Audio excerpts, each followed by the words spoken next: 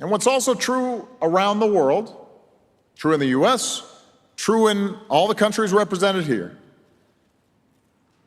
is that the most important energy in this movement is coming from young people.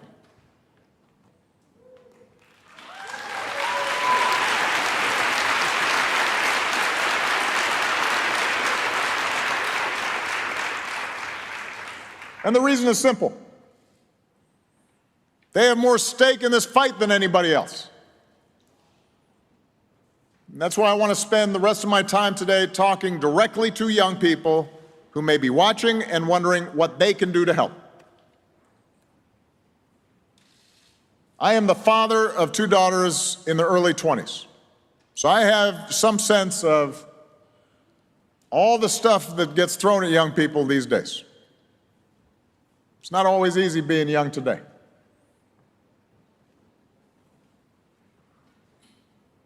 And for most of your lives, if you're in that generation, you've been bombarded with warnings about what the future will look like if you don't address climate change. And meanwhile, you've grown up watching many of the adults who are in positions to do something about it either act like the problem doesn't exist or refuse to make the hard decisions necessary to address it. And that's a source of real anxiety and real anger at older people. And some of you no doubt wonder if you'll be able to be safe in the community where you've grown up, whether you'll have to raise your own kids in a world ravaged by extreme weather and climate migration and conflict. As one 16-year-old said, "For us, the destruction of the planet is personal."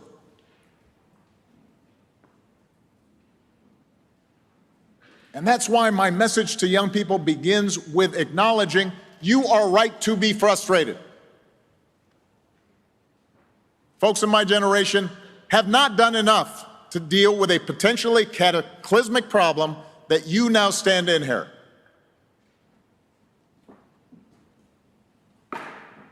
But I also want to share some advice my mother used to give me. If I was feeling anxious or angry or depressed or scared, she'd look at me and she'd say, "Don't sulk. Get busy. Get to work. And change what needs to be changed." And luckily, that's exactly what young people around the world are doing right now. 2 years ago, a Swedish teenager named Greta Thunberg inspired millions of people to join the largest climate demonstrations in decades. A lot of people now know about Greta, but the world is full of Gretas.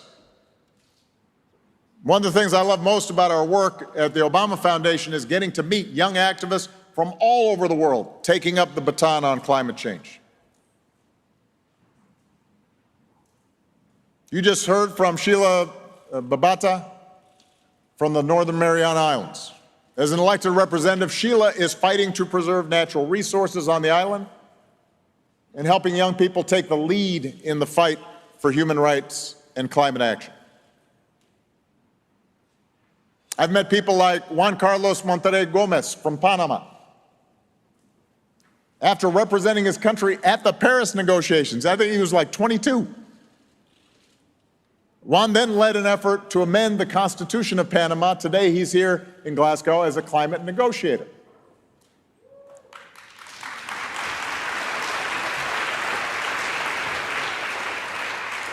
You've got Colette Pinchan Battle, who is the founder and executive director of the Gulf Coast Center for Law and Policy in Louisiana, back in the States.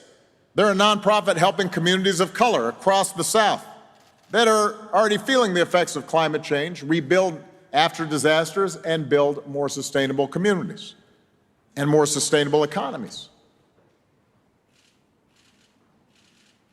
And then there's Louisa Neubauer, an activist who leads Fridays for Future strikes in Germany. During the global climate strikes in 2019, Louisa helped organize 270,000 marchers in Berlin, put pressure on German political parties to take climate change seriously. Climate change is frightening, she said. So the question is, how can we turn this anxiety into something constructive? That's what these young leaders are already doing. I'm really looking forward to sitting down and talking with some of them in a separate forum later today, because they're not just working for their own countries, they are forming a movement across borders to make the older generation that got us into this mess see that we all have an obligation to dig ourselves out of it. And if those older folks won't listen, they need to get out of the way.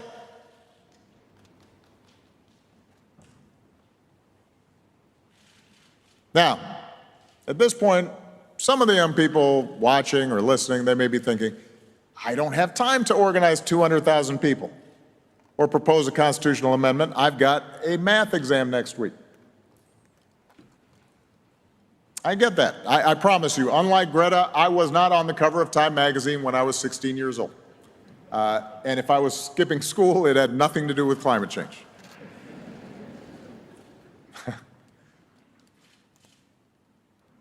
But there are plenty of things that each and every one of you young people can do that won't require devoting your entire life to the cause, but will make a real difference. The first and most important is, if you are age eligible, to vote the issue. Vote like your life depends on it, because it does. I recognize that a lot of young people may be cynical about politics, but the cold, hard fact is we will not have more ambitious climate plans coming out of governments unless governments feel some pressure from voters.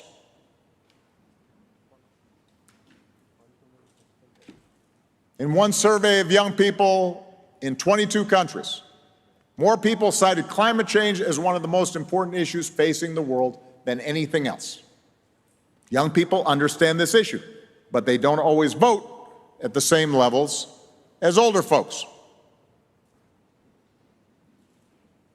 Many young people are now starting to realize, I've got to make my interests heard if I have the opportunity to vote. So in the 2020 U.S. presidential election, young people were more likely than older voters to say that climate change was their top concern. And they also voted at a rate 11 points higher than in 2016. That's the kind of thing that makes politicians sit up and take notice.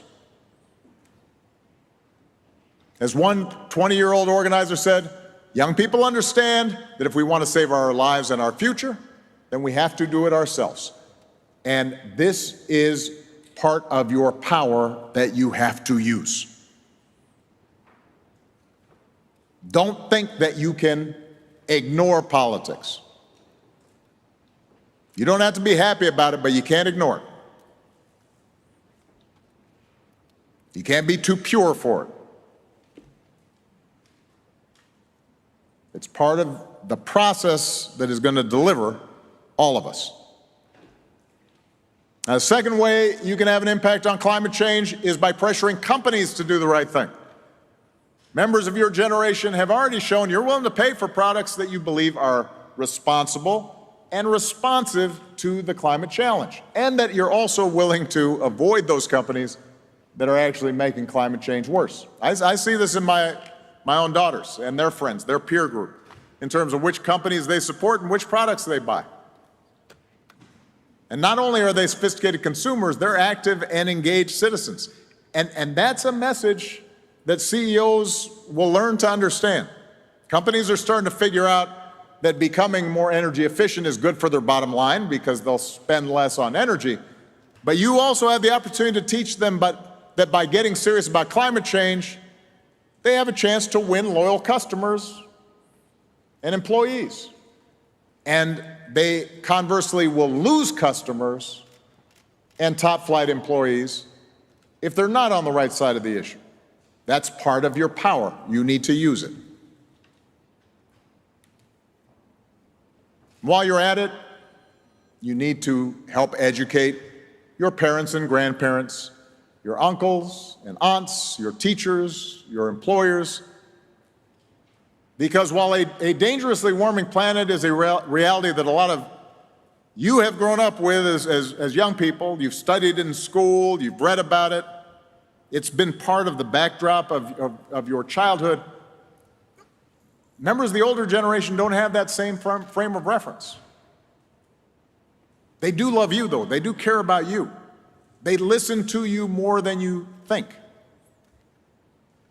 And if you explain how important the issue is to you, you may lead them to rethink their position, or at least be more open-minded.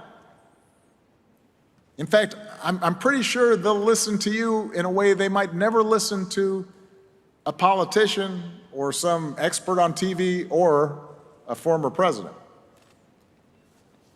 That's power you have. You have to use it.